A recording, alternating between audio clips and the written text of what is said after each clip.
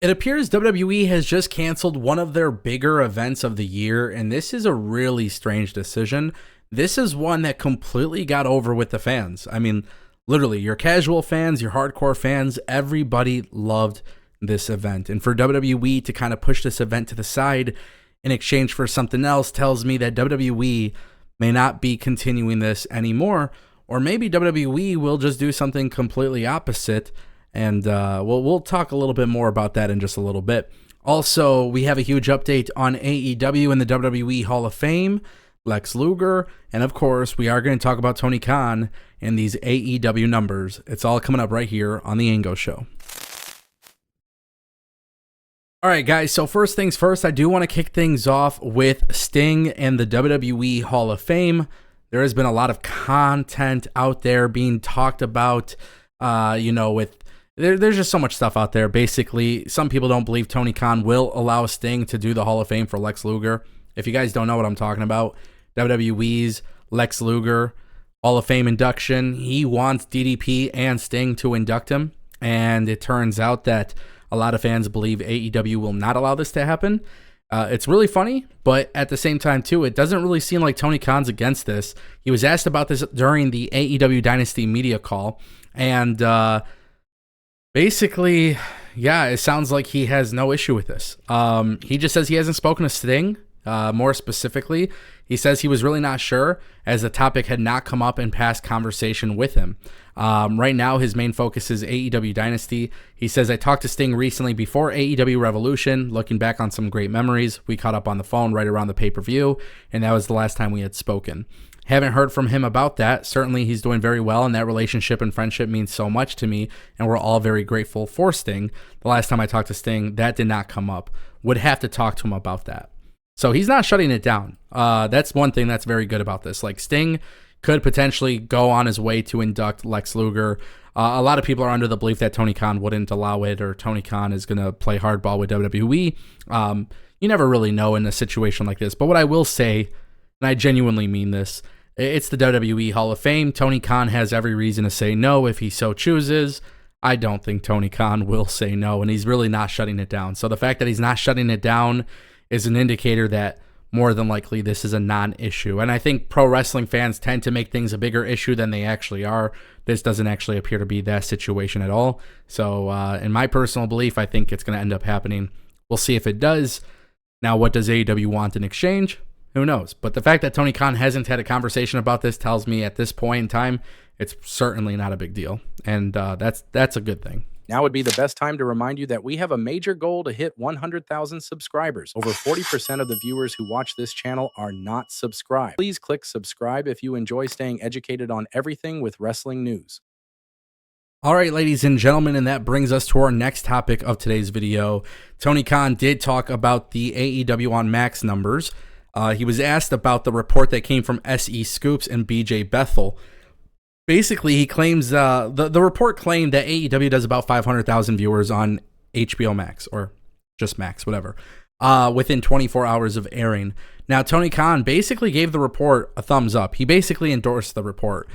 He says he confirms it. He confirms based on what he's heard internally from the people at Warner Bros. He says, I thought that was a really exciting report for AEW and very consistent with everything we have been told. While the numbers are being kept close to the vest, we are one of the top sports streaming shows, and that report was consistent with what I've heard. That's good, right? I feel like Tony Khan is putting it out there that it's probably accurate, right? And that's what I've been waiting for. I've been waiting for somebody to actually talk about it, and the fact that Tony Khan has kind of been very silent on it was a little bit concerning. Whether you guys choose to believe that 500,000 viewers is the thing on the Max streaming service or not, that's up to you. However, what I will say for AEW, that's a good achievement.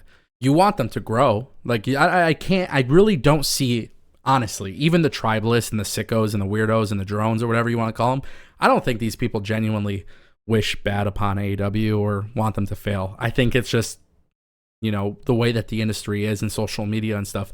But I haven't met one person that genuinely wants this company to die. I just haven't met that person. Haven't really heard anybody genuinely mean it when they say it either. So the thing is, when this comes up and the numbers are that like reported figure, it's a good thing.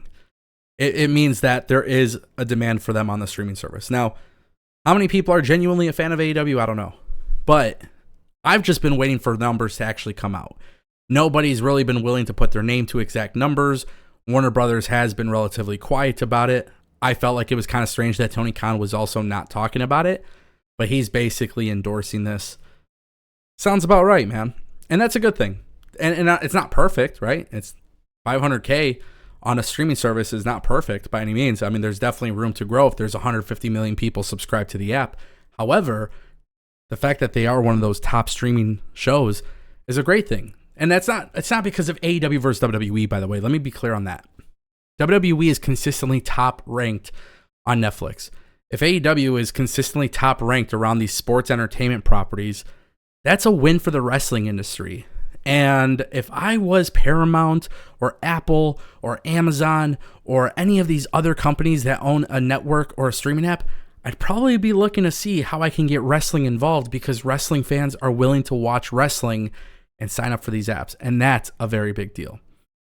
And that brings us to our final topic. Ladies and gentlemen, it sounds like King and Queen of the Ring is going away. Disappointing, for sure.